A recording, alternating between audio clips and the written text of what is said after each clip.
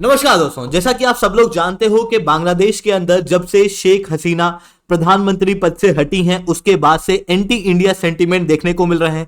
लगातार हिंदुओं के ऊपर भी अटैक वहां पर किया जा रहा है। ठीक इसी समय पर भारत सरकार द्वारा एक स्ट्रॉन्ग एक्शन लिया गया है, जहां पर अडानी पावर प्लांट, जिसके द्वारा बांग्लादेश को 100% बिजली सप्लाई की जाती थी, अब अडानी पावर प्लांट को कह दिया है कि आपको जरूरी नहीं है कि आप बांग्लादेश को ही बिजली दो, आप चाहो तो ये बिजली भारत को भी दे सकते हो।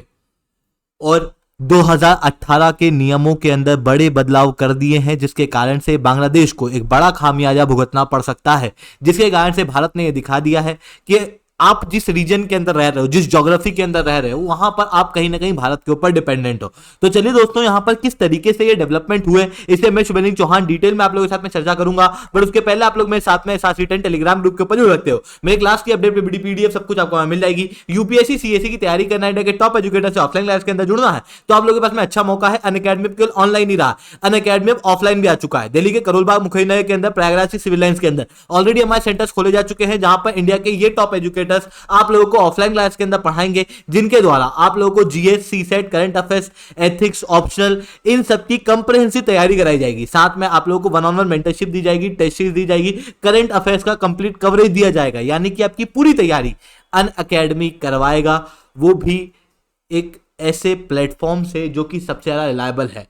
2023 के अंदर टॉप 10 में 4 बच्चे, टॉप 20 में 10 बच्चे और टोटल 315 बच्चे अनअकैडमी से क्वालिफाई हुए थे। अगर आपको भी अनअकैडमी के ऊपर जुड़ना है तो नीचे डिस्क्रिप्शन के अंदर मैंने 2 लिंक दी हुई है, उन लिंक को टच करना, उनको खोलना, उसके बाद आप लोगों को एक इंटरफेस मिलेगा। उस इंटरफेस के अंदर जो जो जानकारी आप लोगों से ली जाए वो सारी जानकारी वहां दे देना। उसके बाद हमारी टीम आपको कॉल करेगी और आप लोगों को बताएगी किस तरीके से आप अनअकैडमी के ऊपर जुड़ सकते हो। चलिए दोस्तों, आप समझने का प्रयास करते हैं यहां पर हुआ क्या है। देखो, भारत के 2018 के पावर मिनिस्ट्री मेमो के अनुसार कुछ पावर प्लांट ऐसे हैं जो एक्सक्लूसिवली इलेक्ट्रिसिटी सप्लाई करते हैं नेबरिंग कंट्री को।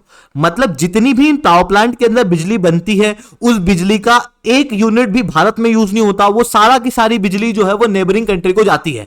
ठीक इसी तरीके का एक पावर प्लांट हम लोगों को झारखंड के गोडा में देखने को मिलता है। इसे अडानी गोडा पावर प्रोजेक्ट कहा जाता है, जो लगभग 1600 मेगावाट की कैपेसिटी रखता है और इसकी 100% एनर्जी बांग्लादेश को सप्लाई होती है। मतलब यह पावर प्लांट बना ही बांग्लादेश के लिए था। 2023 अप्रैल से इस पावर प्लांट के अंदर बिजली बनना शुरू हो चुकी है और अब बांग्लादेश के अंदर यह बिजली जो है वो सप्लाई हो रही है। भारत सरकार ने कहा, क्योंकि अभी यहां पर एंटी इंडिया सेंटीमेंट देखने को मिल रहे हैं। शेख हसीना जो कि पहले प्रधानमंत्री हुआ करती थी बांग्लादेश की, उनको बांग्लादेश से छोड़ के जाना पड़ा और फिर उसके बाद बांग्लादेश के अंदर जब से यूनस इंटरिम प्रधानमंत्री के रूप में बने हुए दिखाई दे रहे हैं, तब से उनके द्वारा जो स्टैंड लिए जा रहे हैं वो थोड़े से एंटी इंडिया देखने को मिल रहे हैं। इसी बीच में यहां पर स्टेप लिया गया कि एक नया मेमो निकाला गया, जिस मेमो के अंदर कहा गया कि 100% बिजली बांग्लादेश को देने की जरूरत नहीं है। अगर बांग्लादेश ये बिजली नहीं ले पाता है तो आप ये बिजली भारत को भी सप्लाई कर सकते हो। अब अगर बांग्लादेश नहीं ले पाता है मतलब क्या? देखो, रिसेंटली क्या हो रहा था, बांग्लादेश के अंदर जो पावर डिपार्टमेंट है उसके द्वारा ये आर्टिकल आप देख सकते हो, जिसके द्वारा कहा जा रहा था कि बांग्लादेश खुद में ही पावर सफिशिएंट है और हमारे पास में जितनी बिजली है हम उससे ज्यादा ले रहे हैं। इनका कहना यह है, इनकी कैलकुलेशन समझना, इनकी कैलकुलेशन यह है कि 22,000 मेगावाट तक की एनर्जी कैपेसिटी हम लोग रखते हैं और जब पीक समय आता है लगभग जनवरी के आसपास का, तो इन्होंने 11 जनवरी 2022 के डाटा को लिया। इनका कहना है कि दिन के समय पे 8,242 मेगावाट तक की एनर्जी यूज होती है और रात के समय पर 9,612 मेगावाट, यानी कि टोटल लगभग 17,800 मेगावाट के आसपास की बिजली पीक समय पे यूज होती है। इसका मतलब कि ये लगभग 5,000 ज्यादा बिजली जो है वो 2022 के अंदर इंपोर्ट कर रहे थे। इतना ही नहीं, आप यहां पर देख सकते हो अभी जो रीसेंट डाटा है उसके अनुसार तो इनके पास में 26,000 मेगावाट तक की एनर्जी है। मतलब ये 9,000 मेगावाट तक की एक्स्ट्रा एनर्जी खुद ही बना रहे हैं इनके अनुसार। जबकि इनके कैलकुलेशन में एक चीज इन्होंने मिस कर दी कि ये एनर्जी जनरेशन कैपेसिटी है, ये एनर्जी प्रोडक्शन नहीं है, ये मैक्सिमम कैपेसिटी है। अब इस कैपेसिटी के अंदर कई सारे पावर प्लांट आपको आइडल भी दिखाई देंगे। आप यहां पर क्लियरली देख सकते हो इन आर्टिकल के अंदर लगभग 11 पावर प्लांट बांग्लादेश के अंदर खाली पड़े हुए हैं, क्योंकि ये पावर प्लांट बहुत पुराने हैं और इनके अंदर बिजली को बनाना काफी ज्यादा मुश्किल है और महंगा पड़ता है बजाय इंपोर्ट करने के, क्योंकि अडानी जो पावर प्लांट है वो काफी सस्ते में बिजली सप्लाई करता है। अडानी के द्वारा 15% के अंदर एनर्जी सप्लाई की जाती है बांग्लादेश को। वहीं बांग्लादेश में खुद में जो डोमेस्टिक नए पावर प्लांट से एनर्जी बनती है वो लगभग 11% में बनती है, नए पावर प्लांट से। पुराने में और महंगी बनेगी, उसको सब्सिडी देके 11%, 60% के अंदर दे देते हैं।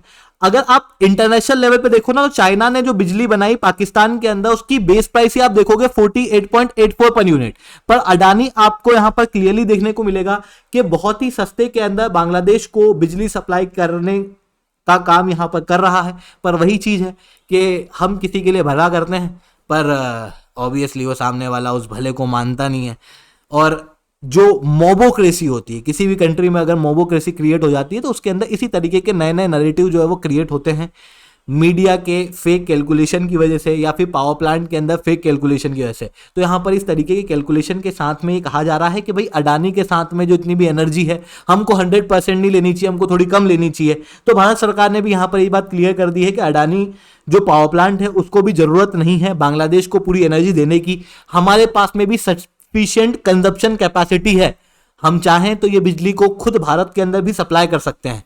और वही चीज यहां पर मेमो के अंदर की गई। हालांकि अडानी ग्रुप द्वारा ये कहा गया क्योंकि हम सॉफ्ट पावर शो करते हैं, और जिस तरीके का हमारे आसपास माहौल देखने को मिल रहा है, जहां पर मालदीव्स के अंदर, नेपाल के अंदर, पाकिस्तान के अंदर चाइना का इन्फ्लुएंस लगातार बढ़ रहा है, म्यांमार के अंदर भी बढ़ता हुआ दिखाई दे रहा है। ऐसी कंडीशन में हम लोग बहुत ज्यादा एक्टिव रूप में किसी कंट्री को एकदम लपेट नहीं सकते इस समय पे, क्योंकि चाइना का इन्फ्लुएंस इंडियन ओशन के अंदर बढ़ रहा है जो भारत की हेजिमनी को चैलेंज कर रहा है। ऐसी कंडीशन में हमको हमारी सॉफ्ट पावर को मेंटेन करना जरूरी है। इसीलिए आप यहां पर अडानी ग्रुप का क्लियर स्टेटमेंट देखोगे, इनका कहना यह है कि हम तो जो कॉन्ट्रेक्चुअल ऑब्लिगेशन है उसको फुलफिल करने के लिए तैयार हैं, पर उसके लिए रेसिप्रोकेशन पावर डिपार्टमेंट से होना जरूरी है बांग्लादेश के। अगर बांग्लादेश का पावर डिपार्टमेंट हमसे बिजली नहीं लेगा तो ऑब्वियसली हम भी उनको बिजली नहीं देंगे, हम लोग खुद भारत के अंदर इस बिजली को सप्लाई करने में सक्षम है। तो इस तरीके की चीजें यहां पर देखने को मिल रही है। आई होप ये बातें आपको समझ में आई होंगी। लेक्चर अच्छा लगा हो तो लाइक करना, लेक्चर बहुत अच्छा लगा तो नीचे 10 कमेंट करना। यूपीएससी सीएससी की तैयारी करना, इंडिया के टॉप एजुकेटर से ऑफलाइन क्लास के अंदर पढ़ना है तो आप लोगों के पास में बहुत अच्छा मौका है। अनअकैडमी कल ऑनलाइन ही रहा, अनअकैडमी ऑफलाइन भी आ चुका है। दिल्ली के करोलबाग मुखर्जी के अंदर प्रयागराज सिविल लाइन्स के अंदर हमारे सेंटर्स खोले जा चुके हैं। अगर आपको हमारा सेंटर देखना है तो इस वीडियो को अंत तक देखना।